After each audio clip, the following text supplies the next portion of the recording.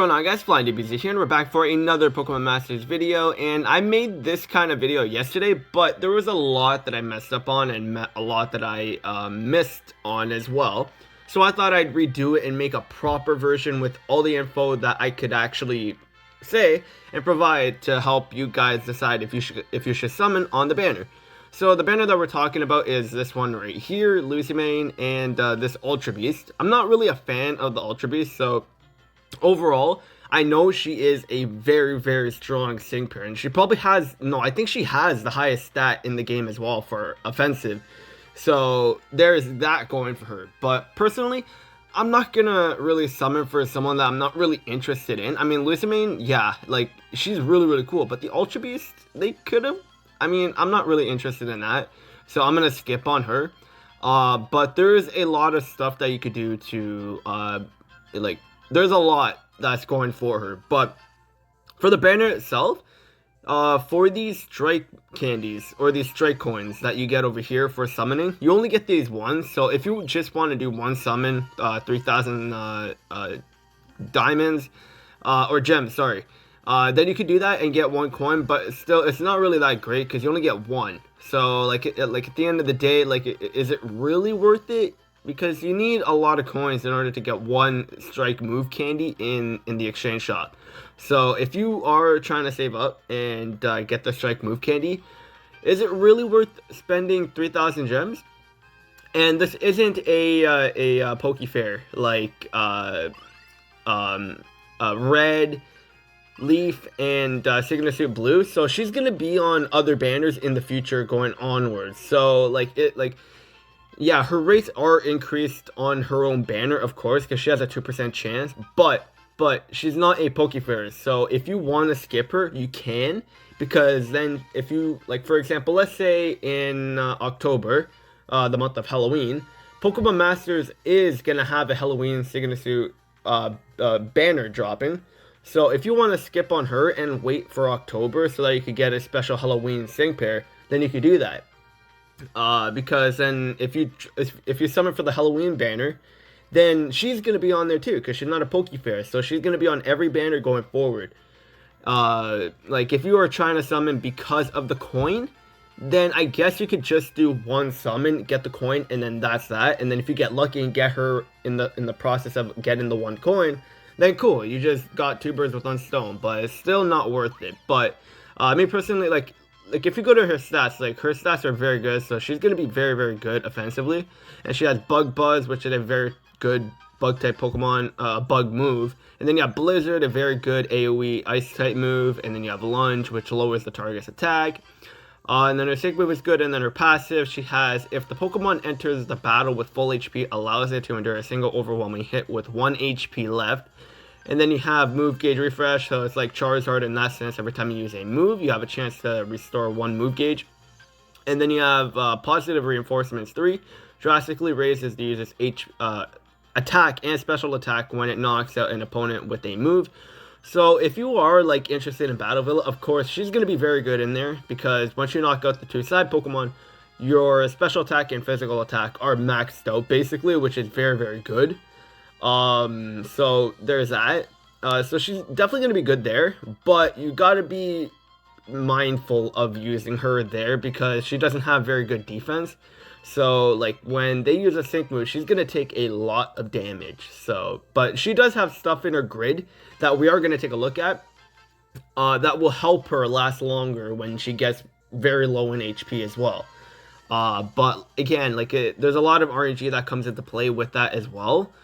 But at the same time, like I said, she is not a Pokefair, so if you don't want to summon for her, you don't have to worry about that, because then if you want to summon on the next banner that's coming out in October, like the next big banner is going to be in October, like they're going to have a Halloween special and everything, so I think that would be a lot more worth it than summoning for her. But like, yeah, the coin is nice, but it's only 1. So let's actually take a look at her grid. So we will go into the Sync Grid Helper and then take a look at her grid on what she has. So when we go down to the bottom left path, we can see that she has speed, HP, more speed, and then the rest are like blizzard, like to make the blizzard move a lot more powerful. And then you have blizzard accuracy, which is very, very nice as well. So when we click on blizzard accuracy, it goes up by 10. And I think blizzard is at a 70, 80% accuracy. So like let's say it's at 80%, then it bumps up to 90%. But if you pair her up with Sandslash, Alolan Sandslash, then and you use Alolan Sandslash's sync move, you have a hail active. So then once you activate the hail, then you can use her blizzard and just destroy everything. But if you don't have Sandslash, and obviously you could pair her up with the Abomasnow and then set up a hill there as well, and then you have 100% accuracy there. So like if you don't want to pick up the Blizzard accuracy, then what you could do is have a Hailstorm, like someone that has Hail that could set her up nicely for the Blizzard, and then just pick up all of the Blizzard nods over there, which would actually be pretty good.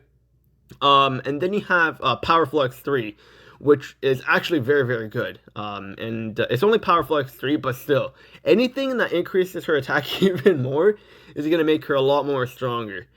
And then, of course, you have her sync move nods as well, or nodes, whatever you want to call them. We're just going to call them, no, what are they actually called? Anyways, we're just going to call them nodes. So then you have 25 there and then 25 there, but they're going to be pretty expensive, of course. So I honestly, I wouldn't recommend picking up the sync move tiles. I would not recommend doing that. And then on the right side, bottom right, you have special defense, more attack, and then you have lunge, and then you have speedy entry. So basically, like raises the user's speed when the Pokemon enters a battle. So that really isn't going to be necessary because their speed is already pretty high. And for her, you're mostly going to want to focus on making her attack even stronger. So then for Bug Buzz, you're probably going to want to pick up Bug Buzz. So raises the chance of lowering the stat value, which with the additional effects of moves. And then you can pick up on the run too if you'd like. Once per battle, drastically raises the user's evasiveness in a pinch. And that would actually be very good. And this is one of the things I was talking about. When she gets low in HP, then she's going to activate a bunch of evasiveness from her passive and then the grid. So when she gets like below 30% or something, then she will start dodging quite a bit. And there's more dodges that she has in her grid as well, which is very, very nice. And like that's what's going to make her a lot more viable. Because, yeah, she does have low defense, but the evasiveness will be decent enough so that she can dodge. And if you get lucky with that, then you could dodge like literally every attack. Besides sync moves, of course. So that's where you really need to watch out for. And then you have more Blizzard over here, powers up super effective moves, and that's for Blizzard. So Blizzard is going to be very, very good, of course, and it's an AoE attack that's actually very, very strong too. So like her grid's not bad. So far her grid's not bad. And then when we go up to the top right, we can see a lot of special attack as well here, and Bug Buzz is definitely going to be the one that you're probably going to want to pick up because Bug Buzz is a very, very strong bug type move. And especially with her having her special attack and physical attack up like literally the highest in the game, this is going to benefit her so much. So I would recommend picking up Bug Buzz and going there. And for going up onto the top right, I would go with going like that. Because then you're going to want a little bit more defense so that she could tank, not tank, but like take a little bit more hits. And then I guess you can go with special attack 10 so that you could do a little bit more damage. And then you have build up over here as well. And this ensures that the user's next attack will be a critical hit after using a sync move. So if you want to pick that up, you can, but it's not really necessary because when you have support, that also increases her critical hit. You're going to be critting mostly every time anyway, so that won't really be necessary. Yeah. And then you have Power Reserve 5, powers up moves in a pinch. So like that would be pretty good too as well. Because she's a very, very strong Pokemon. So, like, when she's low in HP, she's just going to be a monster. So, yeah. Don't mind that notification. And then you have this over here, Bug Buzz, Move Gauge, Refresh, and I would definitely recommend doing that if you plan on using Bug Buzz quite a bit. So you can pick that up there too. And then on the left side, the top left, you have Unyielding 2. When the user endures the most recent hit and has 1 HP remaining, has a moderate chance of allowing her to endure an additional hit. And that's another thing that will make her viable as well. Regardless on how low her defense is, she's going to be able to not tank, but survive a decent amount of time. But like I said, RNG comes into play quite a bit with her when she gets low in health. But still, it's not bad at all because you already have one guaranteed survival when you get to when you're about to get knocked out, and then you have an additional chance to survive another hit. But then if you get to your first one and you survive that one hit, your evasiveness will be increased. So then you have a chance of dodging while having another chance of surviving another one hit. So it's not bad. So like if you want, you could pick that up. But then, I mean, lunge is decent. Like, it's good when you're going up against physical attackers because then you can lower their physical attack like that. But I wouldn't recommend picking up lunge because it's gonna be more like a supporting move so that like you could defend a little bit better. So I honestly wouldn't really recommend picking up lunge. But if you want to, so that you can get to Unyielding 2, then you can, because obviously there's gonna be no way. So let's say you do want to go for Unyielding 2, then you could go up for Lunge 3, then go to Defense 20, and then go for Unyielding 2. And then we got Quick Cure, and this removes the confused, flinching, and trapped conditions from the user once during battle. So it's not bad, but you're rarely going to be in these kind of situations. But if you do find yourself in these situations, then of course you can pick this up. And then you have Rejuvenate 6, charges the user's move gauge by 6 after using a sync move. So that's going to be not bad. And then you have more special defense over there. So on this side, you're probably going to only want to really pick up the Unyielding 2. And then you have some energy left over. So then like what you could do is either just go for attack and then special defense. And then you could go for maybe Speedy Entry, so that you could raise your speed a little bit there. So this is going to be like more of a Bug Buzz build, I guess you could say.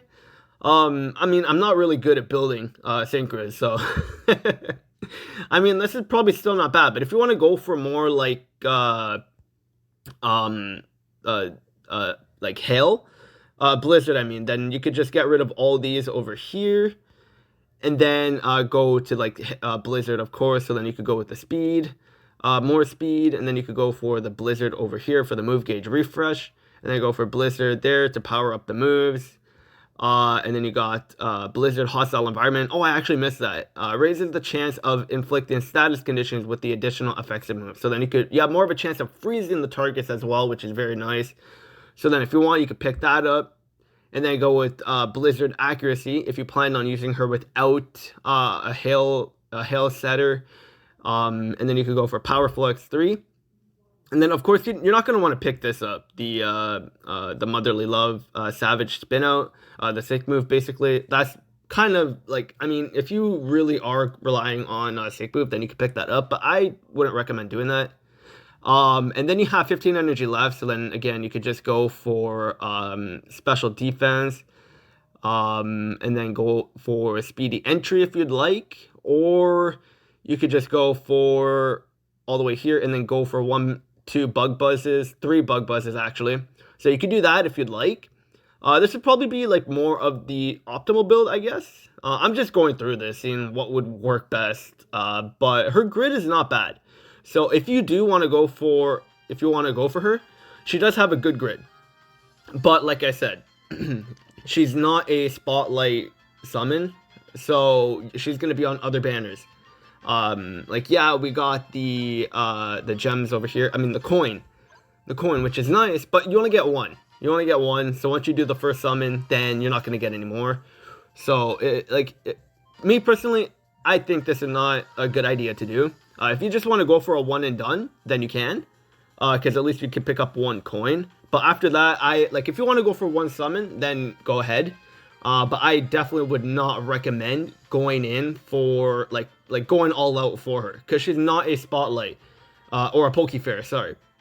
She's not a Pokefair unit, so she's gonna be on every single banner going forwards. If she was a Pokefair, then yeah, because she's a very, very good unit, but she's a Spotlight, so she is gonna be, I mean, she's not, yeah, she's a Spotlight, so she's gonna be on every other banner. So, I mean, I would pass. I would pass. I really would, because in October, like, we're gonna be getting a October, like, we're gonna get a Halloween sync pair. I think it's gonna be a Sigma suit. So like, yeah, definitely skip this banner. I would definitely skip this banner. Her grid is good, definitely, but I would skip. Honestly, I would skip. She's like the best card and the best striker in the game right now because of how how overpowered her attack is, how high they are. Because like literally she does have the highest attack. Now of course Charizard, when he Mega Evolves, he's gonna have a lot higher stats than her, of course. But like just base form, she is the strongest in the game. The Bug Buzz, and you got the AOE, and she just does a lot. But she's gonna be on every banner going forward, so I would not recommend like going all out for her. So yeah, that's basically gonna be it. Like honestly, I'm just gonna say, well, I'm not trying to be rude. So like, don't summon. Honestly, don't summon. Not worth it.